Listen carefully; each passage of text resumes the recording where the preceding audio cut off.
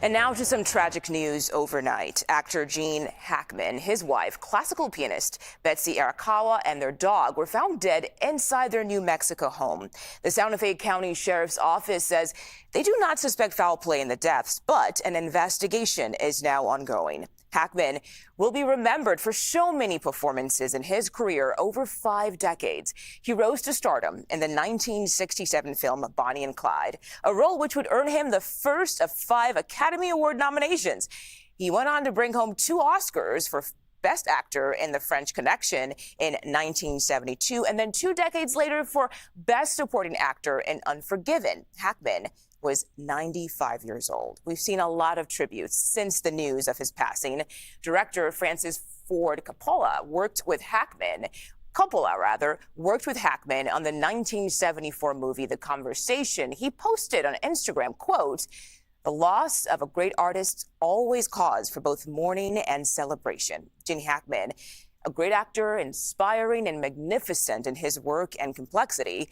I mourn his loss and celebrate his existence and contribution. And joining us now live is Nigel Smith. He is the senior movies news editor for People magazine. Nigel, thank you so much for joining us today. What has been the reaction coming from Hollywood so far on Hackman's passing? So far the reaction has been, well, we haven't got that much reaction actually, because this broke really, really early in the wee hours of the morning. And the news has been so shocking because he's been such a recluse since he retired a decade ago.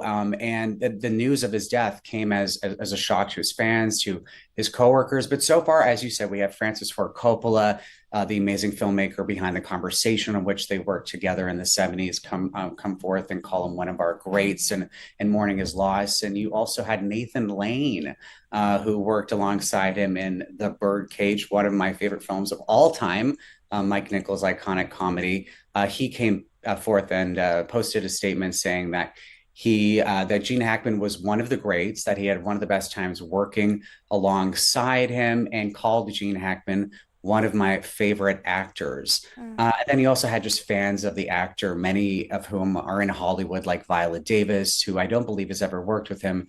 And she said, I loved everything I've ever seen you in. So his fans are really feeling the loss and remembering him for all of his incredible roles over the years. Yeah, and we know he worked for more than 5 decades, so a lot of history and a legacy he's leaving behind there. But just how instrumental was he in New Hollywood that grew in the 1970s?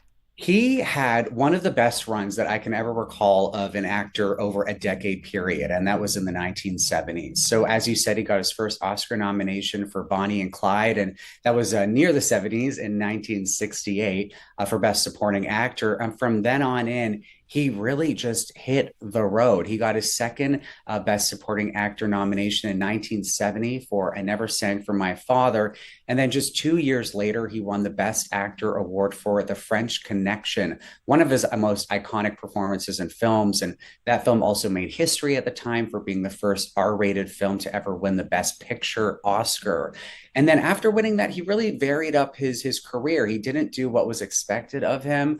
He did some comedy, like in Young Frankenstein, and he also appeared as Lex Luthor, of course, in 1978's Superman and its 2 sequels. So he showed such versatility in the 70s, while also being one of the most acclaimed actors of that time. Yeah, and clearly from just everything you've said there are so many films to pick from. But I want to ask you personally, which one would you say stands out to you the most as the best performance? All right, so I'm 41, so I came of the age when, The French Connection had already been out for a while, but I really do recall seeing him in The Royal Tenenbaums, one of my favorite films of all time, and he played the head of a very eccentric household, and he is so good at comedy. I feel like that has to be remembered. He obviously is incredible in dramatic, action-based roles, but also in his comedy, he brought a lot of heart and a lot of eccentricity to his performances, especially in that film. And also in this movie, one of his final performances, he played a curmudgeonly older rich gentleman in Heartbreakers, which was a really, really funny comedy starring Sigourney Weaver and Jennifer Love Hewitt. And he showed a lighter side in that movie that I think even like the biggest fans of his probably didn't see coming. So it just shows his amazing versatility as an actor. Yeah, and I'm sure his legacy will live on. Nigel Smith, People's Senior Movies News Editor, thank you so much for your insight and for joining us today on The Stream. Appreciate it.